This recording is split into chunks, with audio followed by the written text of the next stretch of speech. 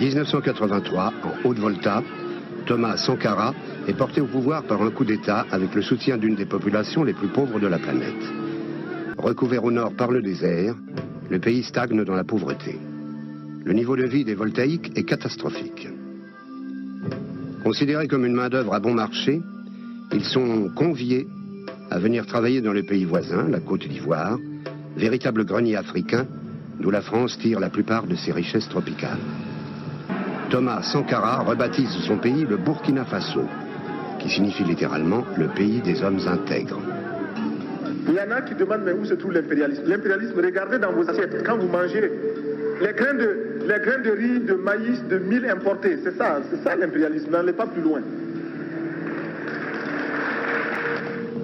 Peu à peu, Sankara sort le pays de la misère, parvient à l'autosuffisance alimentaire, mais se heurte à la France, qui veut garder le contrôle de ses anciennes colonies et cherche par tous les moyens à éviter que les idées de Thomas Sankara ne se propagent dans l'ensemble de la région.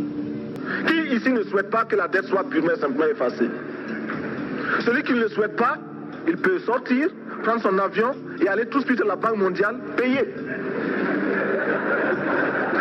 Sankara se met au travail. Il entreprend de grandes manœuvres pour sortir le pays de sa situation. Il faut loger, nourrir et soigner le peuple. Telles sont les priorités. À une époque où les maladies déciment les Africains, Sankara met en place l'opération Vaccination Commando, qui éradique la polio, la rougeole et la méningite. 2,5 millions de Burkinabés sont vaccinés en une semaine. Avec l'appui des Burkinabés, Sankara entame une série de travaux colossaux. Au milieu des années 80, l'Afrique sort d'une des sécheresses les plus meurtrières de son histoire. Sankara est le premier président à sensibiliser ses concitoyens au problème de la désertification. Pour lutter contre ce fléau, il organise la plantation de plusieurs millions d'arbres pour stopper l'avancée du désert, une première sur le continent. Il y a un camarade là, où est le camp délégué? Oui, sortez là. Bon, voilà, vous êtes là avec la publicité Levis. Faites la publicité de Levis. Bon, c'est bien. Je vois le jean avec ses bien cousus là, Levis. C'est bien. Mais ça, c'est américain. Vous voyez même, c'est marqué en bas, San Francisco. C'est écrit San Francisco. Qu'est-ce que vous voulez qu'on fasse? Comment on va faire? L'autre là-bas qui est venu poser la question là. Harvard. Pride quoi? Ouais, formaldéhyde. Formaldéhyde, voilà. Mais ça veut dire quoi?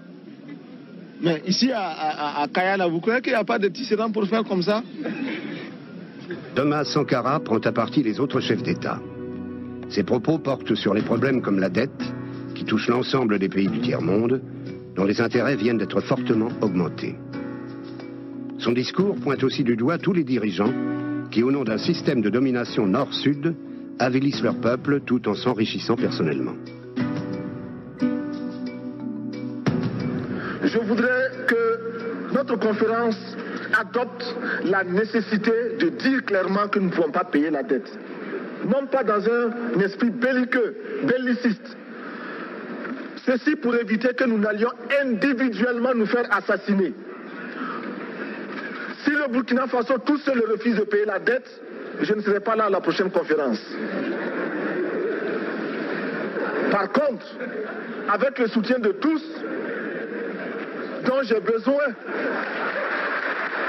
et quand nous disons que la dette ne saurait être payée, ce n'est point que nous sommes contre la morale, la dignité, le respect de la parole.